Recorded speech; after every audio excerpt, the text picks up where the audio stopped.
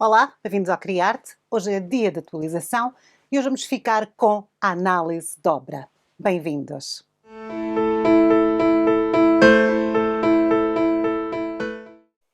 Olá, bem-vindos ao Criarte. O meu nome é Sara. Hoje é dia de atualização no nosso canal e hoje vamos ficar com mais uma análise de uma obra de arte do romantismo inglês.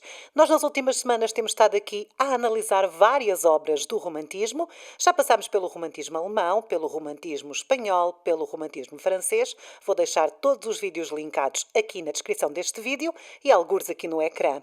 Mas hoje vamos ficar com uma análise da obra de John Martin, que se chama O Bardo, uma obra de 1817. Pintada por volta deste ano, de 1817, esta obra surge no auge do movimento romântico em Inglaterra. A versão de John Martin de O Bardo une o drama do poema de Thomas Gray, publicado em 1757, com uma visão de paisagem sublime. O bardo fica em meio de uma paisagem avassaladora e poderosa, com nuvens sinistras, um rio furioso e penhascos dramáticos que evocam o sublime. Esta obra exalta uma sensação combinada de emoção, mas também de terror quando olhamos para ela. O tamanho desproporcional do bardo, particularmente em comparação com o avanço das tropas de Eduardo I ali embaixo, faz com que ela pareça um elemento da paisagem, um marco por direito próprio. John Martin nasceu em 1789 numa pequena vila de uma terra chamada Northumbrian, em Haydon Bridge, que fica perto de Hexham. Ele era o filho mais novo de 13 e ele frequentou uma escola local. E embora tenha mostrado um talento para o desenho, ele não era tecnicamente talentoso. Em 1804, seu pai providenciou para que ele se tornasse um aprendiz de pintor em Newcastle, para que ele aprendesse a arte da pintura heráldica.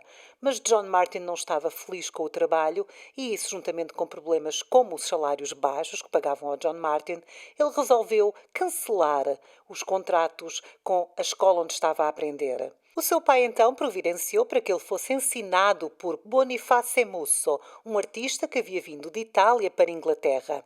Em 1806, John Martin mudou-se então para Londres com Boniface Musso.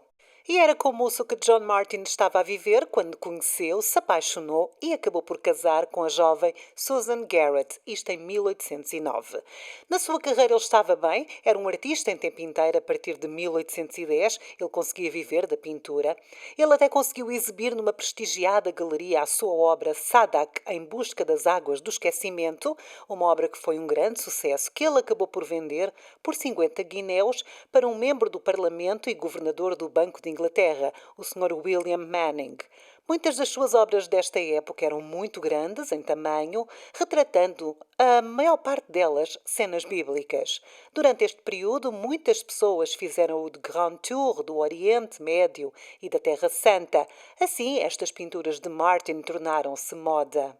John Martin torna-se um grande nome do romantismo inglês e continua a sê-lo até hoje. E assim, em 1817, chega o ano em que John Martin pinta esta obra, O Bardo.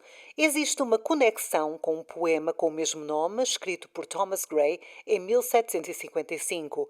Nunca nos podemos esquecer que o romantismo iniciou na literatura. É um movimento que vem da literatura para as outras artes, vem da literatura para a pintura, e este é um exemplo perfeito disso. No poema, Gray narra a história do rei Eduardo I da Inglaterra e da sua conquista do país de Gales no final do século XIII. Após a sua vitória sobre os galeses, Edward decidiu que todos os bardos, os poetas profissionais, poderiam ser perigosos, que pudessem espalhar a história do poder passado do povo galês e que isso podia incitar os galeses derrotados a se levantarem contra os seus mestres ingleses. Há muitos anos que a poesia incomoda. E segundo a história, o rei inglês Edward ordenou que os bardos fossem abatidos. E esta pintura que estamos a ver retrata o destino do último deles, o último bardo sobrevivente. Ele foi perseguido pelas tropas do rei inglês e escalou um precipício que fica por cima de um rio rodopiante. Ele está no alto, amaldiçoando as tropas inglesas que, tendo-o expulsado do seu castelo, o continuaram a perseguir numa pedreira. O castelo, baseado em Harlech, pode ser visto no cimo das rostas no centro esquerdo da pintura. Em primeiro plano, à esquerda, vemos os cavaleiros do rei Edward, com faixas desdobradas enquanto correm ao longo do lado do vale como um enxame de formigas. No topo do penhasco, no lado oposto do rio de fluxo rápido, observamos o bardo amaldiçoando os seus perseguidores antes de se jogar do precipício e mergulhar na sua morte. Esta obra é um exemplo do estilo de paisagem sublime que era muito popular nesta época em Inglaterra, na qual as paisagens apresentam montanhas escarpadas semelhantes àquelas que podemos ver nos Alpes, em vez das montanhas arredondadas mais suaves que eram mais típicas do neoclassicismo. As quedas de água e árvores parecem mais altas do que são na realidade e há uma certa selvageria sobre a representação da paisagem em geral. É assim, estas obras são muito mais inquietas do que aquelas obras que estávamos habituados a ver até aqui. Por isso é que a paisagem romântica é tão impressionante. Há aqui qualquer coisa de selvagem, de indomável. Esta obra é um exemplo de tudo o que é a paisagem inglesa. E agora, para que vocês percebam o quão literal é a inspiração da poesia nesta obra, eu vou-vos ler um pouco do poema de Gray, O Bardo. É qualquer coisa assim. A ruína, seu rei implacável, confusão em seus banners espero. Embora a asa carmesim da conquista, eles zombam do ar com estado ocioso. Helm, nem o correio distorcido de Hauberk, nem as tuas virtudes tirano vai ser bem, para salvar sua alma secreta dos medos noturnos, da maldição de Câmbria, das lágrimas de Câmbria. Tais eram os sons que sobre o orgulho da crista do primeiro Edward dispensou com consternação selvagem. Como no íngreme do lado desgrenhado de Snowdown, ele enrolou como uma marcha árdua da sua longa matriz. Stout Gloucester ficou horrorizado e em transe sem palavras. Para as armas, Mortimer gritou, e disse-se-lo a lança de Quivering, em uma rocha cuja sobrancelha arrogante, franzidos sobre a inundação espumosa fria de Conway, vestido com a roupa de sable doué, com olhos abatidos, o poeta ficou de pé. Solta a barba e o cabelo rouco, transmitido como um meteoro para o ar conturbado, e com a mão de um mestre e o fogo do profeta atingiu as profundezas, tristezas da sua lira. Hark, como cada carvalho gigante e caverna do deserto, suspiros para a voz horrível do torrent lá embaixo. Ó Tei, ó rei, seus 100 braços eles acenam, vingança sobre você, murmúrios mais roucos, respire. Vocal não mais, desde o dia fatal de Câmbria, para a harpa de Howell ou para a suave harpa de Levelin. Chega para mim, com alegria eu vejo a desgraça diferente que nossos destinos atribuem. Seja seu desespero e cuidado centrado, triunfar e morrer são meus. Ele falou, e de cabeça da altura da montanha, no fundo da maré rugindo, ele mergulhou na noite sem fim. Um pouco de poesia aqui no Criarte. Eu não sou, obviamente, nem sei declamar poesia, nem sou poetisa, por isso peço desculpa, mas gostei muito porque achei que esta obra retrata muito bem aquilo que o poema de Gray nos descreve, que são os últimos momentos deste bardo. Isto foi passado numa época muito violenta, onde os ingleses queriam acabar com os galeses e a arte já incomodava muita gente, portanto eles quiseram matar todos os bardos. Esta obra é uma homenagem ao passado, da Inglaterra e ao passado também dos galeses, e claro que na altura foi recebida no país de Gales como uma obra extremamente patriótica, é uma obra muito amada, e ainda hoje no país de Gales esta obra é reverenciada, é uma obra que olha para o patriotismo do país de Gales. Quando eu digo galeses é do país de Gales, gauleses é da Gália. Vocês sabem a diferença, claro, estamos a falar de Grã-Bretanha. Bom, esta obra encontra-se em exposição na Leighton Art Gallery, em Newcastle, em 1951, contra a vontade dos diretores da galeria.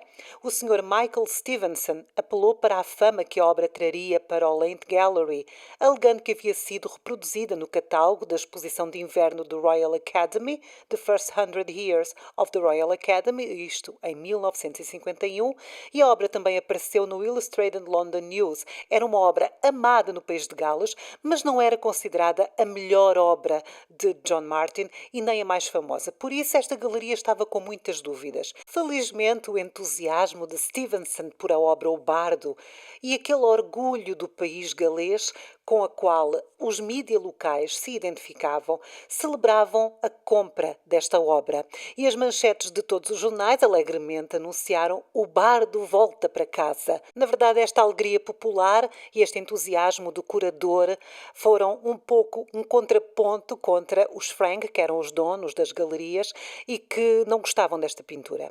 De facto, o curador Stevenson permaneceu extremamente orgulhoso deste trabalho e ele manteve-o em exibição na galeria até à sua morte. Em 1953, a obra O Bardo de John Martin foi emprestada ao Whitechapel, surpreendentemente porque Robertson, o curador da exposição do Whitechapel, nunca o pediu, portanto é assim uma exceção que pode ser interpretada como um desejo de mostrar um trabalho que Stevenson acreditava ser de umas características excepcionais, tanto pela sua habilidade magistral na execução, quanto pelos seus encantos de cor e de composição. A exposição de 1951 e a compra do Bardo estimularam a doação de mais duas pinturas famosas de Martin, que foram mantidas em mansões da Northumbria desde os tempos vitorianos. Agora estavam finalmente abertos para todos os públicos, para toda a gente ver. Os esforços de Stevenson para aumentar o repertório de Martin em Length não terminaram por aqui. Depois de uma tentativa mal sucedida de comprar um desenho de aguarela, o Length adquiriu 3 outras obras e, infelizmente, todas elas não eram de Martin. Foram erroneamente atribuídas a Martin. Mas o que interessa é que esta obra, O Bardo, está lá. Está no país de Gales, em exposição, porque houve um curador que ficou apaixonado por esta obra. Esta é a primeira obra de John Martin que estamos a analisar aqui no Criarte, mas é um pintor que é muito interessante porque ele é extremamente romântico. Aliás, esta obra tem tudo aquilo que uma paisagem romântica inglesa tem, para além de ter uma história, a história da Grã-Bretanha, a história do país de Gales, não é? É uma obra de 1817, uma obra-prima, O Bardo, uma obra muito conhecida, eu gosto bastante. Acho que é uma obra fácil de analisar, apesar de ter muito pormenor, e é uma obra que tem muito movimento. É realmente, estão-se a passar coisas aqui. Não só o facto de ser parte da história da Grã-Bretanha, mas também nos enquadrar um pouco num universo que nós até aqui não conhecíamos muito. Porque nós temos muito mais intimidade com a história da França, até com a história da Alemanha, porque temos estado a trabalhar o romantismo na França e na Alemanha, e agora então entramos para um capítulo diferente. É ou não é? É uma obra bem bonita. E pronto, se quiserem apoiar o nosso canal mais diretamente, podem fazê-lo através dos membros do Clube Criarte, deixo o link aqui em baixo do nosso vídeo, nas descrições. Podem também pagar-me um café, podem comprar merchandising na nossa loja, que está também o link aqui na descrição do nosso vídeo, ou claro, podem apenas subscrever, gostar e deixar um comentário gentil. Sejam gentis. Vemo-nos na próxima semana. Até lá, fiquem bem. Eu sou a Sara. Tchau!